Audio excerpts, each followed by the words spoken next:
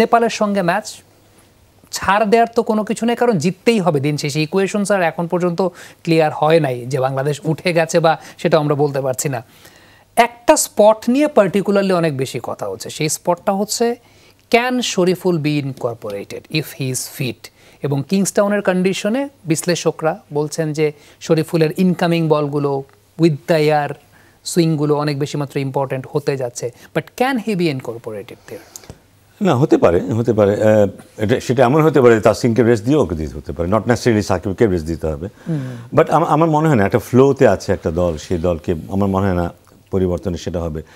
Tactical কারণে কতটুকু এটা হতে পারে, হ্যাভ মাই ডাউটস। বাট হলেও আমি অবাক হব না, কারণ সব প্লেয়ারকে রেডি রাখাটা দরকার। এখন তো আমরা আমাদের বিশ্বকাপ তো শেষ হয়ে যাচ্ছে না, সামনে আরও খেলা আছে এবং আমাদেরকে পরপর দুদিন দুটো ম্যাচ খেলতে হবে। সো সবাইকে আপ টু ডেট রাখা, সবাইকে রিদমে রাখা, এটারও একটা ব্যাপার আছে। সেই দিক থেকে বিবেচনা করলে শরীফুলকে হয়তো একটা ম্যাচ দেওয়ার একটা সুযোগ হতে পারে। বাট এমনি নর্মালি হয়তো যদি এমন হতো আমার আজকের ম্যাচটা জিততেই হবে, না জিতলে আমি যেতে পারবো না, সেই ক্ষেত্রে আমার মনে হয় না কোনো পরিবর্তন হতো। বাট এখন যেহেতু মোটামুটি এটা নিশ্চিত যে আমরা পরবর্তী রাউন্ডে যাচ্ছি, বাই চান্স যদি আমরা হেরে যাই নেট রানের ক্যালকুলেশন, সেই ক্ষেত্রে হয়তো এমন একটা কিছু হলেও হতে পারে। নাজমুল হোসেন শান্ত বাংলাদেশ টিমের ক্যাপ্টেন, অনেক কথা হচ্ছে, অনেক ক্রিটিসিজম হচ্ছে, 3 ফরম্যাটের ক্যাপ্টেন্সি সামলাচ্ছেন, ম্যান ম্যানেজমেন্ট এটাও একটা অনেক বড় পার্ট স্যার ক্যাপ্টেন্সির। সামহাও এটা মনে হয় কিনা স্যার আপনার যে ওই ম্যান ম্যানেজারিয়াল পার্টটা নিজের গেমের উপর ইম্প্যাক্ট পড়ে অনেক সময় ক্যাপ্টেনের, কারণ captain should be more matured এবং তিনি করছেন, বাট এই সময়টায় যেহেতু একটু আউট অফ ফর্মে আছেন, ওইটা একটা বাড়তি বার্ডেন হচ্ছে কিনা শান্তর জন্য?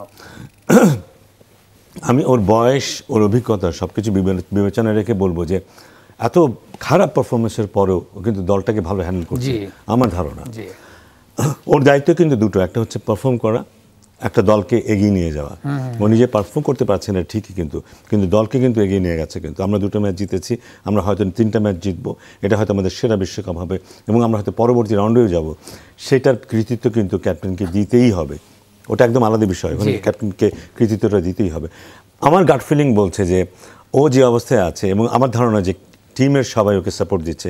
আমি সাকিবের স্টেটমেন্টও দেখলাম যে he is doing a good job. Shakib যখন এই কথাটা বলে এটার একটা ওজন আছে, কিন্তু আমার ধারণা যে ও সামনের ম্যাচগুলিতে আস্তে আস্তে ফিরে আসবে, কারণ ওরা একটা বড় রিলিফ হয়ে গেছে কিন্তু দলকে পরবর্তী রাউন্ডে নিয়ে যাওয়া, ওই দায়িত্বটা পালন করেছে খুব ভালোভাবে।